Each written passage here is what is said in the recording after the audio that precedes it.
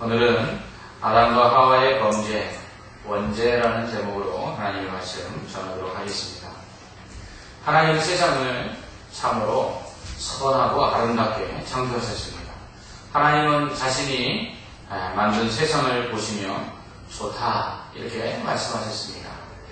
이는 하나님께서 만드신 세상이 거룩하신 하나님처럼 거룩할 뿐만 아니라 죄가 없는 세상이었음을 의미하는 것입니다. 그러나 요즘 세상은 노아의 시대처럼 죄악으로 가득 차 있습니다. 연일 계속되는 성범죄는 이제 피해자들의 나이를 가리지 않고 밤낮을 가리지 않고 집 안팎을 가리지 않고 있습니다. 이러한 세상을 보며 사람들은 말세지만이다. 완전히 세상 끝에 끝이다. 이렇게 이야기합니다. 소돔과 고모라가 성적으로 타락하여 하나님으로부터 불심판을 받은 것처럼 이 세상도 하나님의 심판이 가까이 다가오고 있음을 느끼게 됩니다. 그렇다면 하나님께서 선하게 만드신 세상이 왜 이처럼 악하게 되었을까요? 하나님이 참으로 보시기에 좋다라고 하신 그 거룩한 세상이 왜 이토록 죄악으로 가득 차게 된 것일까요? 오늘 말씀은 그 이유를 우리에게 가르쳐주고 있습니다. 하나님은 사람을 만드시고 그를 에덴 동산에 거하게 하십니다. 에덴 동산에는 4개의 강이 흐르고 있었는데요. 첫째는 비손강으로 순금으로 된 하위라 땅을 흘렀고, 둘째는 기온강으로 구스 온 땅을 흘렀고, 셋째는 히데겔로 아수르 동쪽으로 흘렀고, 넷째는 유브라데 강으로 동방 남쪽으로 흘러가고 있었습니다. 이렇듯 물이 풍부하고 그로 인해 비옥한 땅, 또한 하나님께서는 동산에 각종 나무 실과들을 나게 하셔서 그것들을 먹을 수 있게 하셨습니다. 에덴 동산은 한마디로 이야기하면 낙원이었습니다. 하나님은 그곳에 사람을 만드시고 살게 하십니다. 이때 하나님께서는 사람에게 한 가지 명령을 하십니다. 그것은 동산에 있는 각종 나무의 열매는 임의로 마음대로 먹을 수 있지만 동산 중앙에 있는 선악을 알게 하는 나무의 실과는 먹지 말라는 것이었습니다. 하나님은 선악을 알게 하는 나무의 열매를 먹는 날에는 반드시 죽는다라고 말씀하셨습니다. 그러던 어느 날 하나님이 지으신 짐승 중에 가장 간교한 뱀이 하루는 하와를 유혹합니다. 뱀은 바로 사탄입니다. 사탄이 뱀을 통해 하와를 유혹한 것이죠. 안타깝게도 하와는 뱀의 유혹에 넘어가서 하나님의 말씀에 불순종합니다. 뱀은 하와에게 너희가 결코 죽지 아니하리라. 너희가 그것을 먹는 날에는 너희 눈이 밝아져 하나님처럼 되어서 선악을 알 줄을 하나님이 아시고 먹지 말라고 하신 것이다. 이렇게 유혹을 하자 이 말을 듣고 하와가 선악과를 쳐다봅니다. 쳐다보니까 그 이전과 다릅니다. 먹음직도 하고 보암직도 하고 만져볼 만큼 또 지혜롭게 할 만큼 탐스럽기까지 했습니다. 그래서 먼저 자신이 따먹고 그것을 가지고 가서 아담에게 줘서 함께 먹었습니다. 이에 그들이 눈에 밝아져서 그들이 벌거벗은 것을 알게 되어 무화과 나뭇잎을 엮어서 신발을 해 입게 됩니다. 이는 그들이 부끄러웠기 때문이죠. 창세기 2장 마지막 절은 아담과 그의 아내 두 사람이 벌거벗었으나 부끄러워하지 아니하리라 라고 기록하고 있습니다. 벌거벗었으나 부끄러워하지 않았다. 이것은 뭐냐면 하나님께서 처음 창조하신 그 인간의 모습은 부끄러울 것이 하나도 없는, 하나님이 지으셨을 때에 참으로 그 모습이 아름다웠던 선하였던 것을 우리에게 말씀하고 있는 것입니다. 그런데 이 거룩한 인간이 하나님의 말씀에 불순종하고 나자 자신들 안에서 수치심을 느끼게 되고 하나님께서 지으시고 보시기에 좋았다라고 말씀하셨던 그 벌거벗은 모습이 창피하게 된 것입니다. 아담이 하와를 보고 내 뼈 중에 뼈요 살 중에 살이다 라고 고백했을 때에는 그녀의 벌거벗은 모습을 보고 그렇게 한 것입니다. 그런데 그 모습이 부끄러워진 것입니다. 이렇게 하나님의 말씀에 불순종한 아담과 하와는 자신들 안에서 수치심을 느끼게 되고 더 나아가서 하나님을 피하게 됩니다.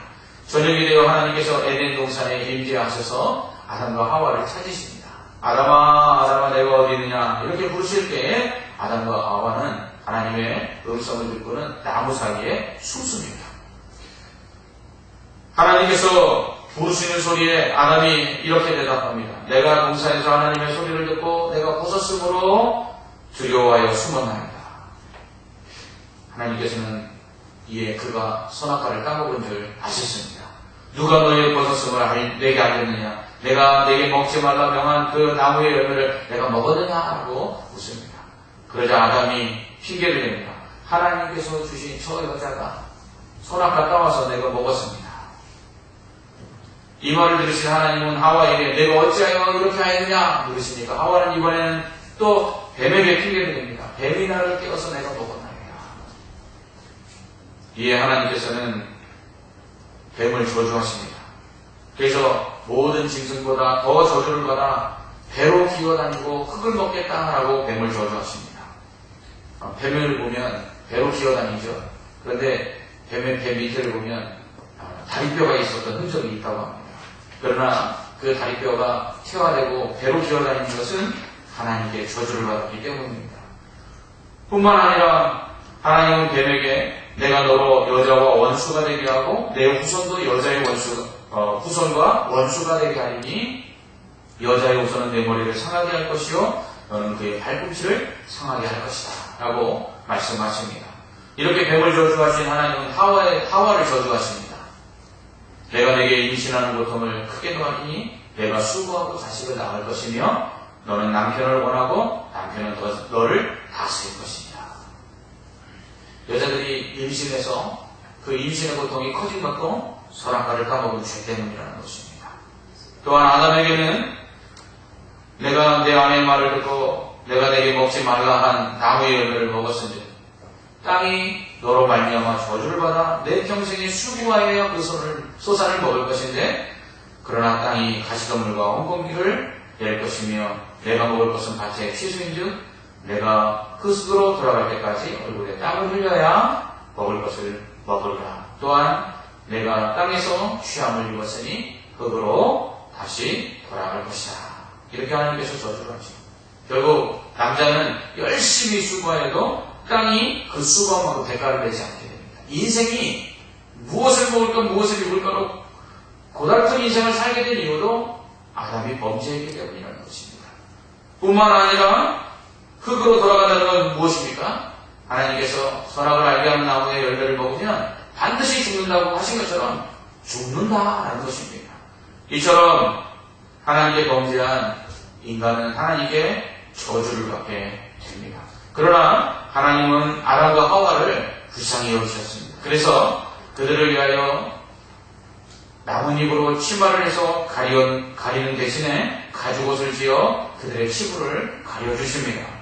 그리고서는 보라 이 사람이 선악을 하는 일에 우리 중 하나와 같이 되었으니 그가 손을 들어 생명나무의 열매도 따먹고 영생할까 염려가 된다 하시면서 아담과 하와를 에덴 동산에서 추방해 버리십니다. 그리고서는 에덴 동산으로 가는 길목을 막아버리십니다. 불천사와 두루두는 불칼로 막아서 생명나무로 가는 길을 지키게 하심으로 범죄한 인간이 생명나무를 까먹고 영생하는 것을 막으십니다. 이것이 바로 인간이 최초로 죄를 범한 사건입니다. 이 사건 이후로 계속해서 인간들은 죄를 범하게 됩니다. 아담과 하와가 선악과를 따먹은 이후에 가인은 아벨 동생을 죽입니다. 그 후손들은 그로 인해서 정말 이 세상에 죄악들로 가득 차게 만들어 하나님이 노하실 때 홍수로 그들을 다 심판해버리십니다. 아담과 하와의 범죄는 인류 죄악의 시작일 뿐만 아니라 그로 말미암아 온 세상에 죄가 들어오게 되어서 모든 인류가 죄를 범하게 된 근원적인 죄입니다. 그래서 이 죄를 우리는 원죄라고 말합니다. 이 원죄가 결국은 세상에 죄가 들어오게 하는 근본적인 죄요. 모든 사람이 이 죄로 말미암아 다 죽게 되었고 하나님께 심판을 받게 되는 것입니다. 그래서 사람들은 태어날 때부터 죄를 갖고 태어나는데 그것은 바로 아담과 하와가 지은 죄를 가지고 태어나는 것입니다. 그래서 의인은 하나도 없으며 모두가 죄를 범하였다라고 성경이 말하는 이유는 사람이 나면서부터 이 아담과 하와의 죄를 가지고 태어나게 되기 때문입니다. 그렇다면 오늘 말씀을 통해서 우리는 죄가 무엇인지를 알 수 있습니다.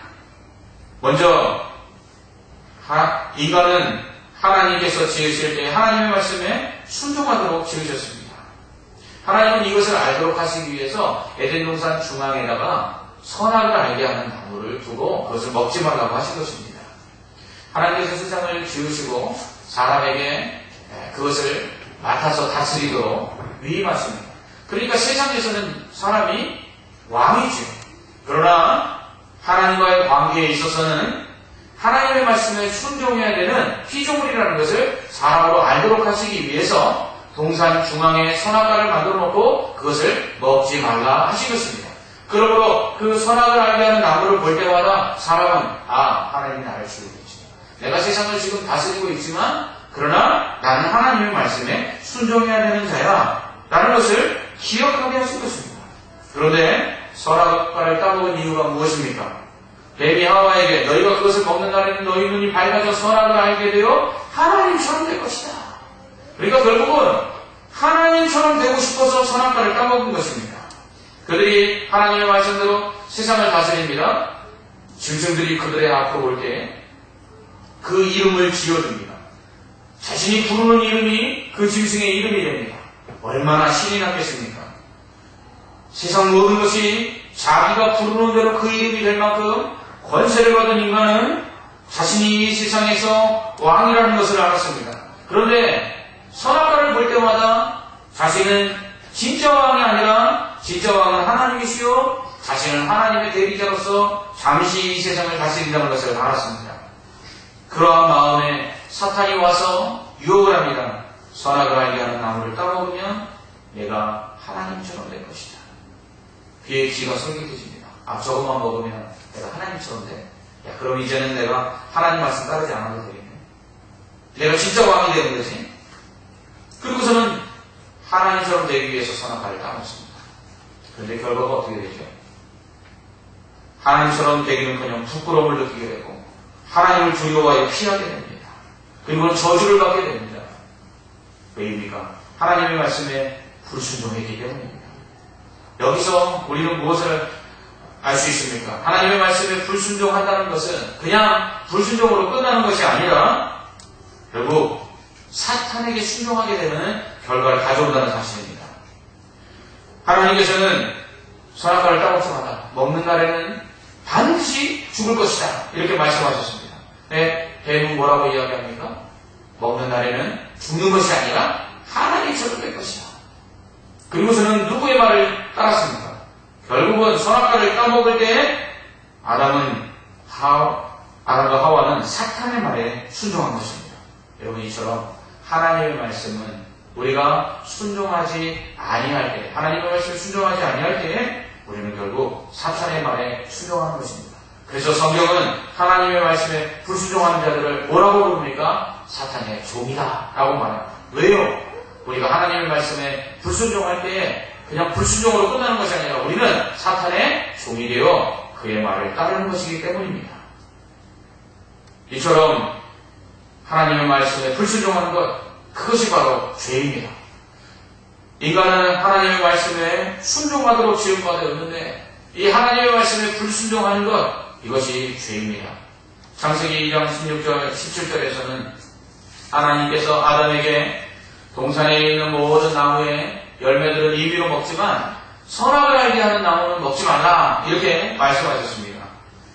이게 누구에게 말씀하신 거냐면 아담에게 말씀하신 것입니다. 아마 하와는 아직 창조되기 전이었던 것 같습니다. 후에 아담이 잠들었을 때 갈빗뼈를 취하여 하와를 만드시죠. 그리고 이 하와에게 아마 아담은 자신이 들은 하나님의 이 명령을 전달했을 것입니다.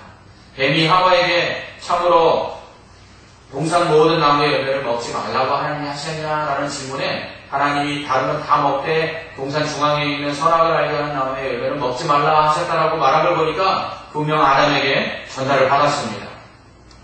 그런데 어떻게 전달을 받았는지 하와는 제대로 전달을 받지 않은 것 같습니다. 그래서 하와는 이 하나님의 말씀에 스스로 더하고 빼고를 합니다. 하와는 먼저 하나님의 말씀에 더합니다. 하나님이 동산 중앙에 있는 모든 나무의 열매를 먹지 말라 이렇게 말씀하셨는데 거기에 먹지도 말고 만지도 말라 이렇게 말했다고 말씀합니다. 이렇게 이야기하면 뭔가 자신은 하나님의 말씀을 더 잘 지킬 것처럼 그렇게 생각이 들었던 것 같습니다. 그런데 정작 중요한 건 빼버립니다. 너희가 반드시 먹는 날에는 죽는다라고 하신 하나님의 말씀을 반드시를 빼버립니다. 그리고서 뭐라고 이야기합니까? 죽을까 하더라. 이 말은 뭐죠? 죽을 수도 있다. 하나님의 말씀을 빼버렸습니다. 이렇게 하나님의 말씀을 자의적으로 해석하니 결국 불순종한 것입니다. 반드시 죽는다는 것과 죽을 수 있다는 말 얼마나 차이가 큽니까? 그러니까 죽을 수 있다라고 생각하니까 반드시 죽는다는 생각이 안 드니까 선악과를 따먹는 것입니다. 이처럼 하나님의 말씀에 불순종한 것, 이것이 바로 죄입니다. 죄는 흔히 법을 어기거나 다른 사람에게 해를 주는 것이라고 생각합니다. 그것은 세상에서 말하는 죄입니다. 그러나 성경이 말하는 죄는 하나님의 말씀에 대한 불순종입니다. 하나님께 인간이 심판을 받는 이유도 세상의 법을 지키지 않았기 때문이 아니라 다른 사람을 해롭게 했기 때문이 아니라 하나님의 말씀에 불순종하였기 때문에 그래서 하나님께 심판을 받는 것입니다. 이처럼 하나님의 심판을 받게 하는 하나님의 말씀에 대한 불순종, 이것이 성경이 말하는 죄입니다. 그러므로 하나님의 말씀에 불순종하지 않기 위해서, 하나님의 말씀에 순종하기 위해서는 하나님의 말씀에 우리는 가감하지 말고 순종해야 합니다. 하와는 선악과를 먹는 날에는 반드시 죽는다라는 하나님의 말씀에 만지지도 말라는 말을 덧붙일 뿐만 아니라 반드시 죽는다는 말씀을 죽을까 하노라로 바꿉니다. 이것이 뱀의 유혹에 넘어가는 계기가 됩니다. 하나님의 말씀은 덧붙이거나 빼어서는 안 되는 것입니다. 하나님의 말씀은 있는 그대로 순종해야만 합니다. 바리새인들이 예수님께 책망을 받는데요. 고르반이라는 것 때문에 책망을 받습니다. 고르반이라는 것은 부모님께 드려야 될 것이 있는데 이것을 부모님께 드리지 않냐고 그것을 갖다가 하나님께 드리면 바리새인들은 그 장로들의 의견에 따라서 부모에게 더 이상 드리지 않아도 된다라고 그렇게 가르쳤습니다. 그러니까 부모에게 드릴 것을 하나님께 드리면 부모에게 드리지도 않아도 되는 이 고르반 제도에 대해서 예수님은 뭐라고 말씀하셨냐면 언제 하나님께서 그렇게 말씀하신 적이 있느냐, 언제 하나님께서 부모를 공경하라고 했지 부모에게 드릴 것을 하나님께 드리면 부모에게 주지 않아도 된다고 말씀하신 적이 있느냐. 결국은 유대인들은 하나님의 율법을 더 잘 지키기 위해서 장로들이 하나님의 율법을 613개의 조항으로 세분화시킵니다. 그래서 하라라는 긍정적인 명령을 248개, 그리고 하지 말아라는 부정적인 명령을 365개로 만들어서 총 모세가 받은 율법을 613개의 세부 조항으로 만들어서 그것을 지키도록 했습니다. 그들은 율법을 더 잘 지키기 위해서 율법을 세분화했는데 결국 거기에다가 더하지 말아야 될 것들을 첨가해서 늘려버리는 꼴이 되는 것입니다. 결국 그들은 하나님의 말씀에 더함으로 말미암아 오히려 하나님의 말씀을 범하는 죄를 지어서 예수님께 책망을 받은 것이죠. 그러므로 하나님의 말씀에는요, 더하거나 빼어서는 절대로 안 됩니다. 하나님의 말씀을 바꿔서는 안 됩니다. 이단들이 하는 일이 무엇이죠? 하나님의 말씀을 교묘하게 더하거나 빼버리는 것입니다. 그로 인해서 인생들을 어떻게 합니까? 멸망으로 유혹시키는 것입니다. 여러분, 하나님의 말씀은 액면 그대로 가감없이 순종해야 합니다. 요한계시록 22장 18절 19절에는 이렇게 말씀합니다. 내가 이 두루마리의 예언의 말씀을 듣는 모든 사람에게 증언하노니 만일 누구든지 이것들 외에 더하면 하나님이 이 두루마리에 기록된 재앙들을 그에게 더하실 것이요, 만일 누구든지 이 두루마리의 예언의 말씀에서 제하여 버리면 하나님이 이 두루마리에 기록된 생명나무와 및 거룩한 성의 참여함을 제하여 버리시리라. 그리고 하나님 말씀에 더하면 하나님이 저주를 더해주시고 하나님의 말씀을 빼버리면 생명책에서 빼시겠다 이렇게 말씀하는 것입니다. 그러므로 여러분 우리는 하나님의 말씀을 있는 그대로 순종해야 합니다. 여러분 적당한 순종 그것은 순종이 아닙니다. 우리가 하나님의 말씀을 정확하게 알고 또 정확하게 그것을 순종해야 합니다. 교회는 그러므로 하나님의 말씀을 정확히 가르쳐야 합니다. 또한 성도들은 하나님의 말씀을 정확하게 알아야 합니다. 그래야 하나님의 말씀에 정확하게 순종할 수 있습니다. 무지하면 불순종하게 됩니다. 알고도 지은 죄가 있지만 모르고도 지은 죄가 있습니다. 하와는 하나님의 말씀을 제대로 몰라서 죄를 지었습니다. 그러므로 몰라서 지은 죄도 분명 죄라는 것을 우리는 알고 하나님의 말씀을 더욱더 온전히 알아가야만 한다는 것입니다. 이렇게 하나님의 말씀에 불순종하는 것이 죄이고 이 하나님의 말씀에 불순종하지 않기 위해서는 하나님의 말씀을 있는 그대로 순종해야만 한다는 것입니다. 그러나 우리에게는 언제나 죄의 유혹이 있습니다. 우리는 이 죄의 유혹을 이겨야만 합니다. 죄를 짓는 것이 여러분 힘들까요? 아닙니다. 죄를 짓는 것은 너무나도 달콤합니다. 죄가 싫어서 짓는 사람은 하나도 없습니다. 죄가 싫다면 아마 죄 짓는 사람은 정말 줄어들 것입니다. 그러나 죄는 너무나도 달콤합니다. 죄를 짓고 난 다음에 우리의 마음의 수치심과 그리고 죄책감으로 인해 힘든 것이지 죄를 짓기 전까지는 죄의 유혹이 너무 달콤한 겁니다. 뱀은 하와에게 너희가 그것을 먹는 날에는 눈이 밝아져 하나님처럼 될 것이다 라는 이 말에 선악과를 쳐다보니까 보암직도 하고 먹음직도 하고 지혜롭게 할 만큼 탐욕하기까지 했습니다. 요한일서 2장 16절에서 사도 요한은 이는 세상에 있는 모든 것이 육신의 정욕과 안목의 정욕과 이생의 자랑이니 다 아버지께로부터 온 것이 아니요 세상으로부터 온 것이니라 라고 말합니다. 세상으로부터 오는 죄악들은 이 정욕과 관련되어 있습니다. 이 정욕, 결국 욕심이죠. 그 중에 안목의 정욕이 있습니다. 보는 것으로 인해 욕심이 생기는 것입니다. 하와는 이 안목의 정욕에 넘어간 것입니다. 최근 계속해서 발생하고 있는 성범죄자들의 그 특징 중에 하나가 포르노와 같은 야한 동영상들을 계속해서 봄으로 말미암아 그릇된 심리적, 성적 충동을 제어할 수 없게 되어서 범죄했다는 것입니다. 여자들의 경우 백화점에 가서 아이 쇼핑만 하고 와야지 이렇게 하고 백화점에 갑니다. 그러나 나올 때면 자신도 모르게 쇼핑백이 몇 개씩 들려져 있는 것을 보게 됩니다. 이처럼 눈으로 보는 것이 우리를 유혹합니다. 사탄은 우리의 연약한 육체를 가지고 우리의 욕심, 우리의 탐심, 우리의 정욕을 자극하여 죄를 짓도록 만드는 것입니다. 이러한 죄의 유혹이 너무나도 달콤합니다. 이러한 죄의 유혹을 그러나 우리는 이겨야만 한다는 것이죠.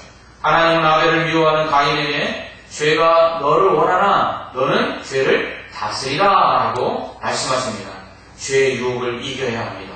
죄를 다스릴 수 있어야 합니다. 왜냐하면 죄의 결과는 너무나도 비참하기 때문입니다. 죄의 결과는 심판입니다. 하나님은 범죄한 인간을 저주하십니다. 이것이 바로 심판입니다. 범죄한 인간에 대하여 하나님은 처벌할 권세를 가지고 계십니다. 범죄한 인간은 이처럼 하나님께 심판을 받게 되는 것입니다. 그러므로 이 심판이 얼마나 무서운지를 알고 우리는 죄의 유혹을 이겨야만 합니다. 죄로 말미암아 인간은 사탄과 원수가 되어 사탄과 계속 싸우게 됩니다. 하나님은 뱀의 후손과 여자의 후손이 원수가 된다고 말합니다.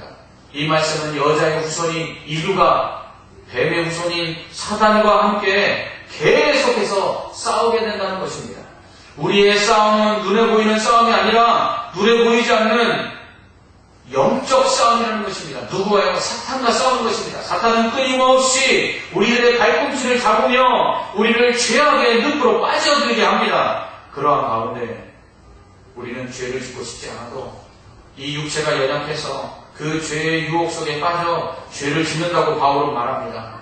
이러한 원하는 바 선을 행치 아니하고 원치 않는 바 악을 행하는 자신의 모습을 보면서 바울은 이렇게 고백합니다. 오호라 나는 곤고한 존재로다. 누가 이 사망의 몸에서 나를 건져내랴. 인간은 평생 이 죄와 싸울 수밖에 없는 사람이 된 것입니다. 이것이 범죄한 인간의 비참한 모습입니다. 둘째로 죄로 인해 여자는 임신하는 고통을 당하셔서 해산의 수고를 해야 생육하고 번성하는 하나님의 명령을 수행할 수 있게 합니다. 그리고 또한 남편을 돕는 자로 만드셨지만 남편이 그 아내를 다스리도록, 그래서 남편의 지배를 받는 관계로 절박해버리게 만들었습니다.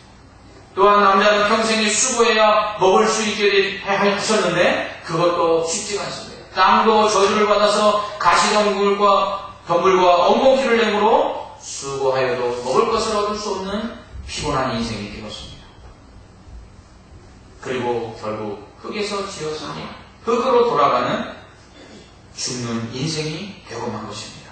이처럼 범죄함으로 말미암아 인생에는 이 땅을 살아가는 데 있어서 하나님이 우리에게 고생하도록 만드셨고, 그리고 그 죄로 말미암아 고생하던 인간은 죽도록 고생하고 결국 죽게 된 것입니다.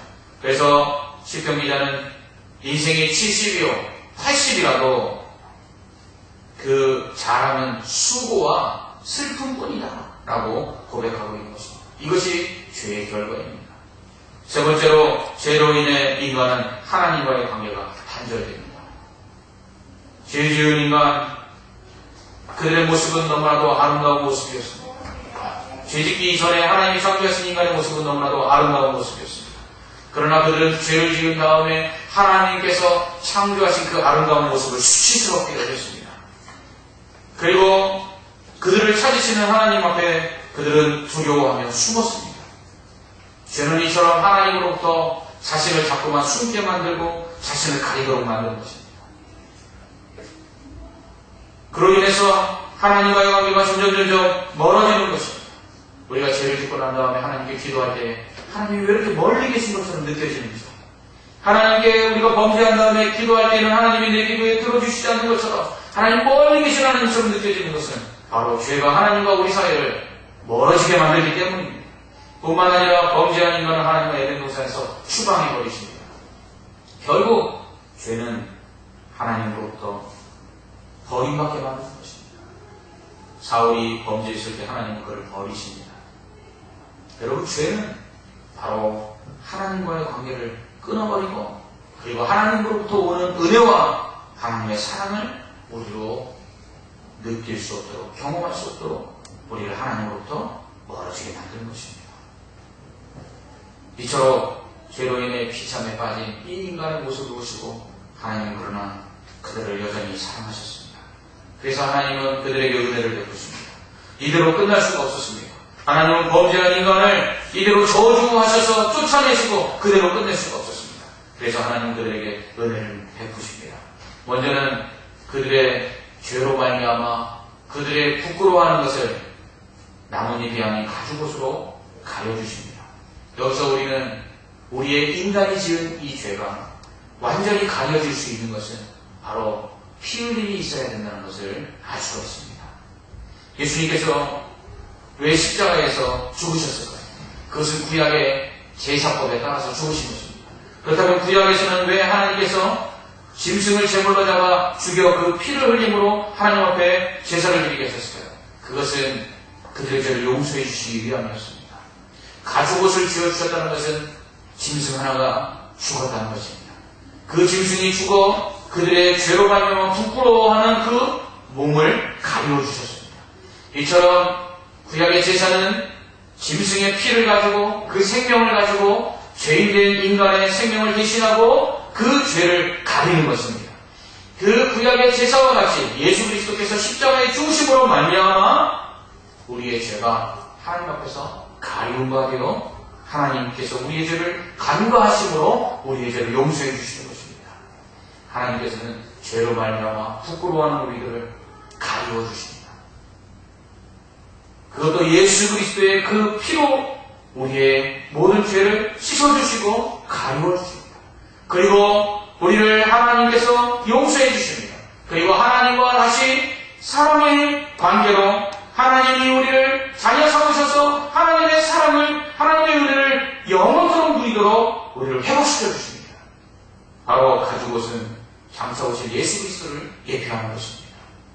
또한 하나님께서는 예수 그리스도를 통한 구원을 약속해 주십니다.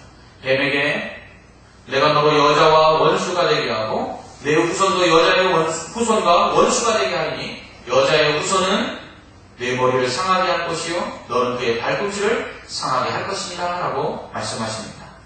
뱀의 후손은 사탄을 의미하는 것입니다. 여자의 후손은 예수 그리스도를 의미합니다. 그래서 예수께서 동정녀 마리아에게 탄생하신 이유가 바로 여자의 후손으로 이 땅에 오시기 위함이었습니다.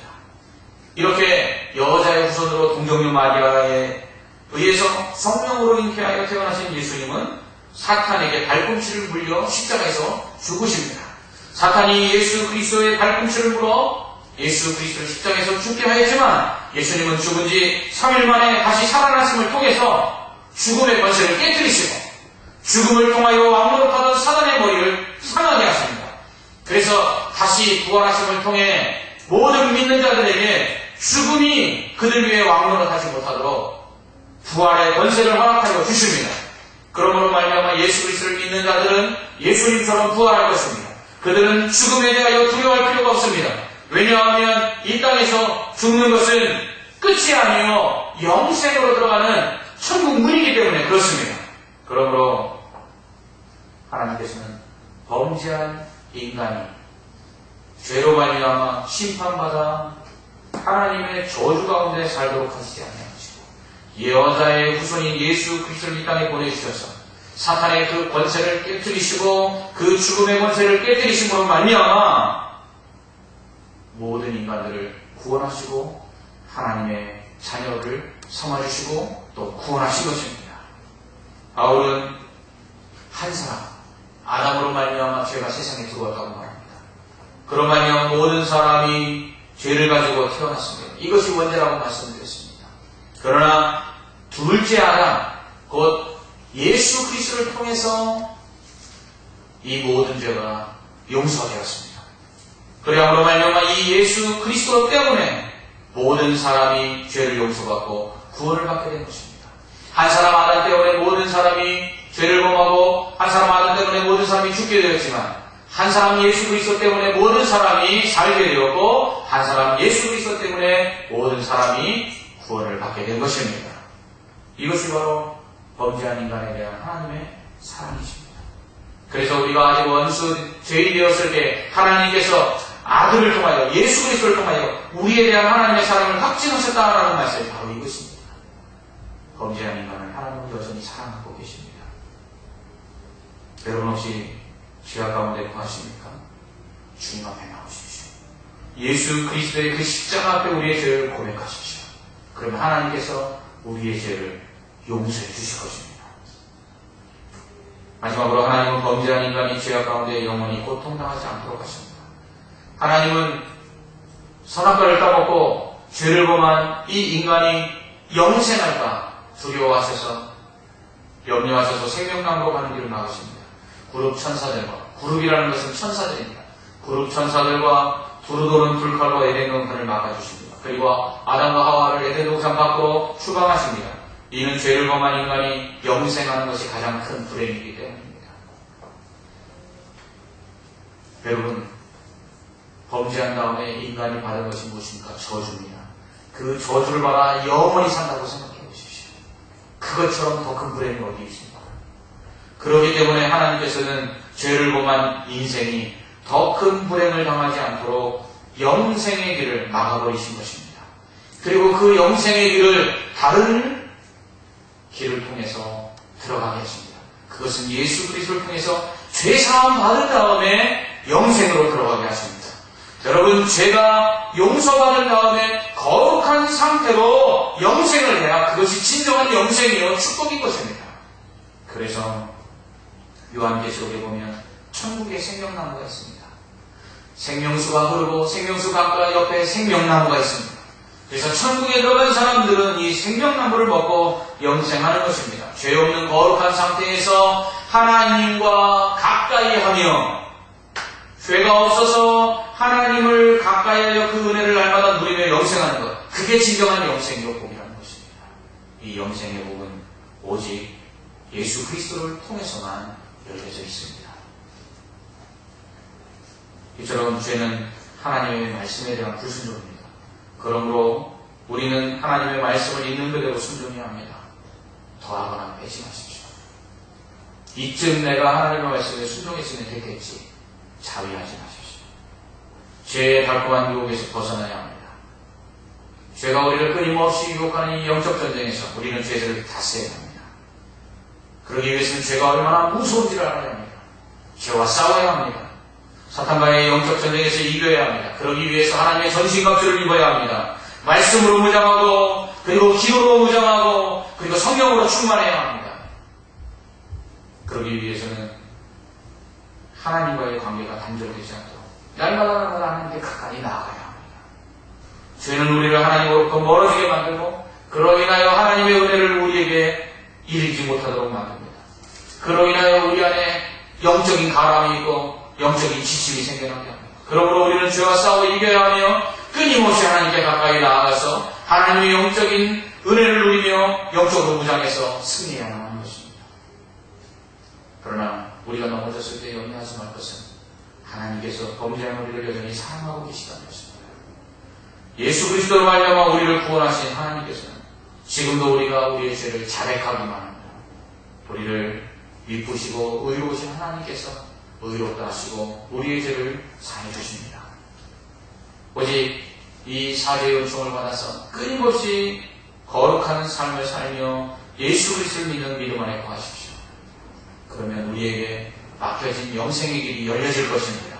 그리고 그 영생을 누리며 저 천국에서 하나님과 함께 영원토록 왕노릇 할 것입니다. 하나님처럼 되고 싶었던 아담과 하와 그들은 선악과를 따먹음으로 말미암아 하나님처럼 되는 것이 아니라 저주를 받았습니다. 그러나 예수 그리스도를 믿는 자들에게 하나님이 하나님처럼 되어 하늘나라에서 영원토록 왕노릇하게 하실 것입니다. 기도하겠습니다.